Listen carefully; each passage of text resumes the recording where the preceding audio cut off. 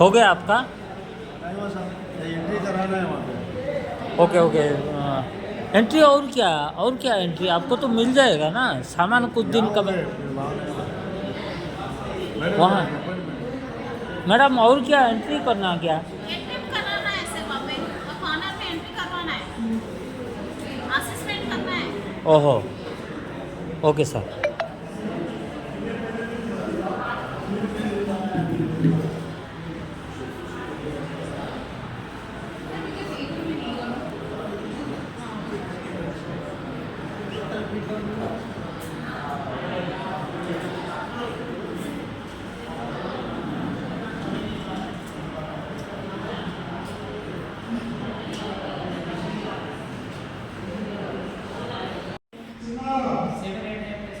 हाँ ओहो 7-8 में हो गया आपका? Okay thank you.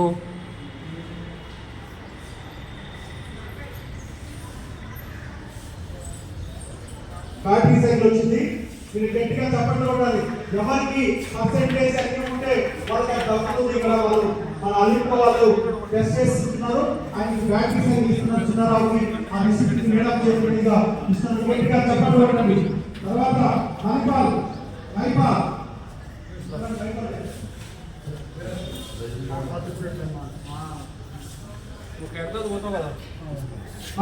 సర్టిఫికేట్ ఇవ్వమంటే వాళ్ళు ఇస్తారంట. ప్రాబ్లం ఉంది. మీరందరూ కూడా చప్పట్లు కొట్టాలి. శ్రీనివాసు దాసరి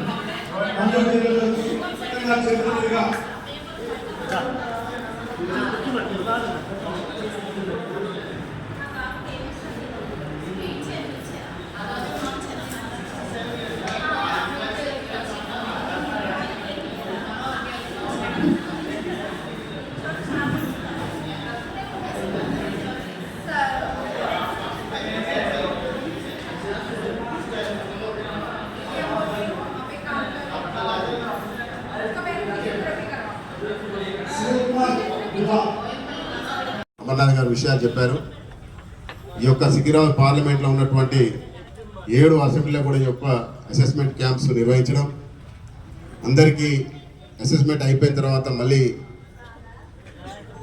ఇచ్చేటువంటి కార్యక్రమాల్లో అన్ని అసెంబ్లీలో కూడా మళ్ళీ నిర్వహించి, లేకుంటే పార్లమెంట్లో ఒకటే క్యాంప్ నిర్వహించి పెద్దలు కిషన్ రెడ్డి గారు కూడా ఆ యొక్క క్యాంపులో వారు కూడా ఉంటారు.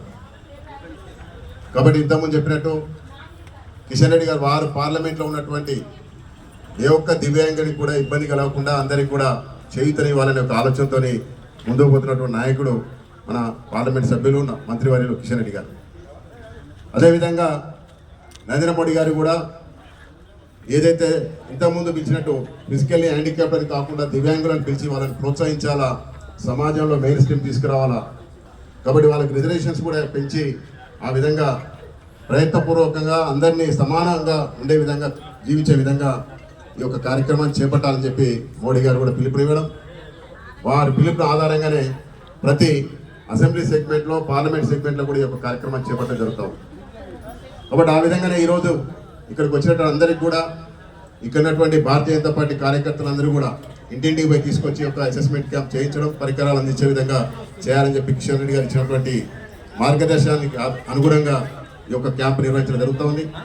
కాబట్టి ఈ క్యాంపుకి వచ్చి ఈరోజు ఎక్కడైతే అసెస్మెంట్ జరుగుతుందో ఇక్కడికి వచ్చినటువంటి కొంతమంది రాలేకపోవచ్చు.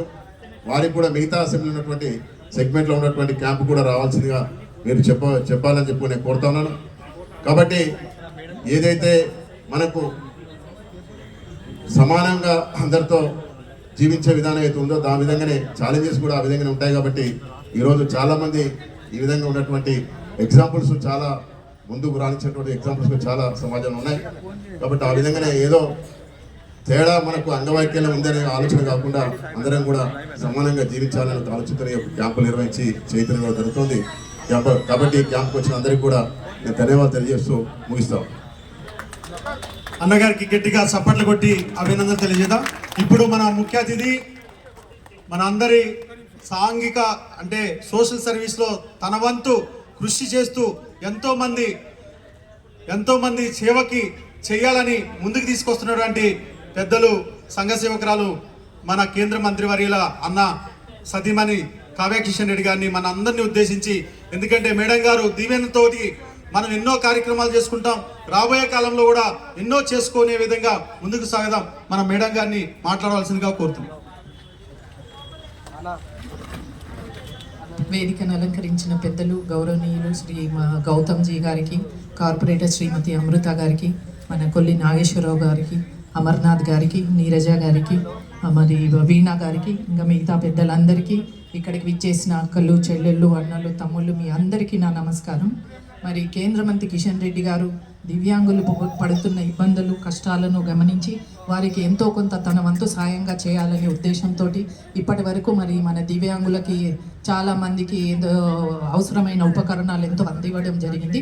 మరి అందులో భాగంగానే ఈరోజు కూడా అర్హులైన దివ్యాంగులందరివి డీటెయిల్స్ తీసుకొని మేము వాళ్ళకి అర్హులైన వాళ్ళందరికీ 90 రోజుల్లో తప్పకుండా ఉపకరణాలు అందజేయగా చూస్తున్నాం. అదే కార్యక్రమంలో భాగంగా ఈరోజు ఈ కార్యక్రమం ఏర్పాటు చేయడం జరిగింది. మరి మీరు సమాజంలో ఎదుర్కొంటున్న కష్టాలు అవి మాకు ఎంతో బాధను కలిగిస్తున్నాయి. అందుకే మా వంతు సాయంగా మీ అందరికీ ఏదో చేయాలనే ఉద్దేశంతో ఇదో చేస్తున్నాము. సో తప్పకుండా మీకు ఇప్పుడే కాకుండా ముందుకు కూడా తప్పకుండా మా వంతు సాయం చేస్తామని మీకు అందరికీ చెప్తున్నాను. ధన్యవాదాలు. మేడం గారికి గట్టిగా రాబోయే కాలంలో కూడా